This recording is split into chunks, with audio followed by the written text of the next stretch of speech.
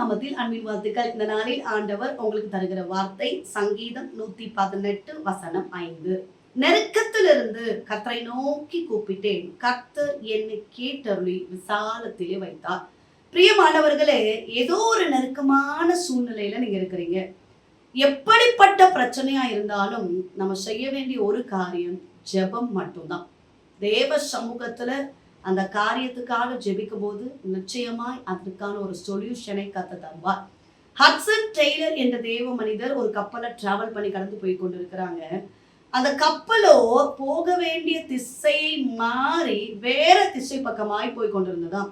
அது போன அந்த திசை நர மாமிசங்களை பட்சித்து சாப்பிடுகிற மனிதர்கள் வாழ்கிற அந்த பகுதிக்கு நேராக கடந்து போய் கொண்டிருந்ததாம். எவ்வளவோ கேப்டன் அந்த கப்பலை திருப்பி பார்க்கிறார், முடியவே இல்லை. அது போகிற திசையிலேயே பயணித்து கொண்டிருந்ததாம். அதை பார்த்து கொண்டிருந்த அந்த நர மாமிச பட்சிகளை சாப்பிடுகிற மனிதர்கள் ரொம்ப சந்தோஷப்பட்டுட்டே இருந்தாங்க. நமக்கு இன்னைக்கு நிறைய ஆகாரம் கிடைக்க போகிறது, நம்ம நிறைய இன்னைக்கு சாப்பிட போறோம் அப்படின்னு சொல்லி சந்தோஷமாக எதிர்பார்த்து கொண்டிருந்தாங்களாம். கப்பல்ல இருந்தவங்களோ ரொம்ப பயந்து போய் அலற ஆரம்பித்தார்கள். என்ன செய்வதென்று தெரியாத இந்த நெருக்கமான சூழ்நிலையில தான் ஹட்சன் டெய்லர் என்ற தேவ மனிதர் சொன்ன ஒரு காரியம், லெட் ஆஸ்க் ப்ரே. எந்த காரியமானாலும் ஜெபம் பண்ணுங்க. இந்த சூழ்நிலையில நம்ம மாட்டி கொண்டிருக்கிறோம், இதுல வெளியில வரணும்னா நம்ம ஜெபிக்கணும். ஜெபித்தால் கர்த்தர் அற்புதத்தை செய்வார் என்று சொல்லி கப்பல்லே எல்லாம் முழங்கால நின்று ஜெபிக்க ஆரம்பித்தார்களாம். பிரியமானவர்களே, அற்புதம் நடந்தது, அதிசயம் நடந்தது. கர்த்தர் ஒரு காற்றை அனுப்பினார். அந்த காற்று அடித்து கப்பல் போய் கொண்டிருக்கிற இந்த திசை மாறி வேற திசை வழியாய் கப்பல் தப்பித்து சென்றதை நம்ம பார்க்கிறோம்.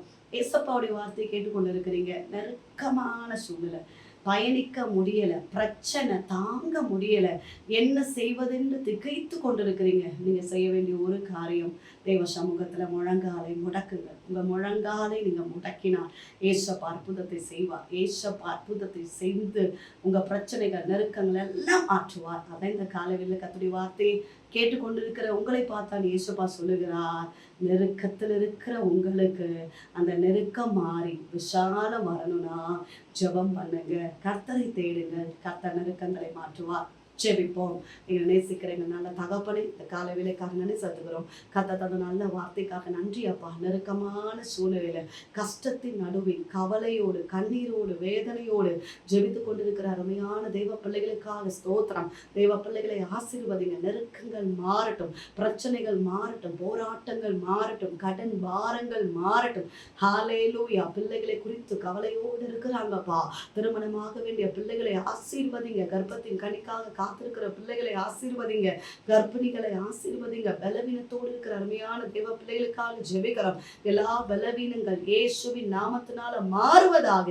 எல்லா பிரச்சனைகள் சூழ்நிலைகளை அறிகிற ஆண்டவர் நீர் அற்புதத்தை செய்கிறபடியினால ஸ்தோத்திரம். அடைக்கப்பட்டிருக்கிற வாசல்களை கர்த்தர் திறக்கிறபடியினால ஸ்தோத்திரப்பா. பெரிய காரியங்களை செய்வீராக. கர்த்தாவே, படிக்கிற பிள்ளைகளை ஆசீர்வதிங்க. எக்ஸாம்ஸ் எழுதி கொண்டிருக்கிற பிள்ளைகளை ஆசீர்வதிங்க. நல்ல மார்க்ஸ் ஸ்கோர் பண்ண கர்த்தர் உதவி செய்யுங்கப்பா. நல்ல வேலை வாய்ப்புக்காக காத்திருக்கிற பிள்ளைகளுக்காக ஜெபிக்கிறோம்.